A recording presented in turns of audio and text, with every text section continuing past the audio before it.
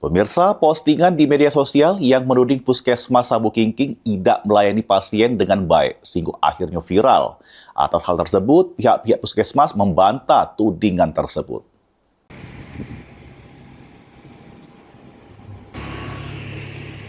Postingan di media sosial yang menyebut Puskesmas Sabu Kingking, Kecamatan Ilir Timur 2, menolak melayani warga viral serta menuai beragam reaksi masyarakat.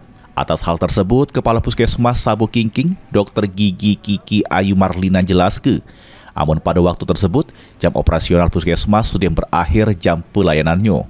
Pas pasien tersebut datang, bukan untuk kondisi darurat, melainkan untuk mengurus surat keterangan sehat yang cuma dilayani pada jam gawi. Pas itu petugas yang masih berada di Puskesmas sudah menunjuk penjelasan, namun pelayanan sudah tutup. Namun, warga diduga tak terima sehingga nyebar ke informasi tersebut di media sosial.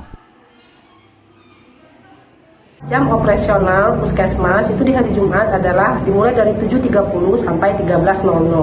Pada saat itu, di tanggal 24 April, hari Jumat, ada seorang warga datang ke Puskesmas Sabu Kingking di jam 13.20. Ini bisa kami buktikan melalui CCTV yang ada di Puskesmas.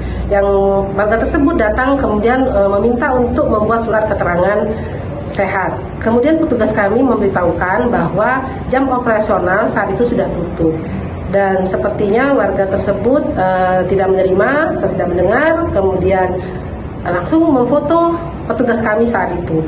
Dan keluar juga memfoto-foto Puskesmas kami dengan tujuan yang tidak kami ketahui, dan sekarang beredar bahwa kami menutup jam pelayanan di saat jam pelayanan. Puskesmas Sabu Kingking negaskeun tetap berkomitmen ngejuk pelayanan terbaik sesuai prosedur, serta menghimbau masyarakat untuk memastikan kebenaran informasi sebelum nyebar ke Suryadi, PAL TV.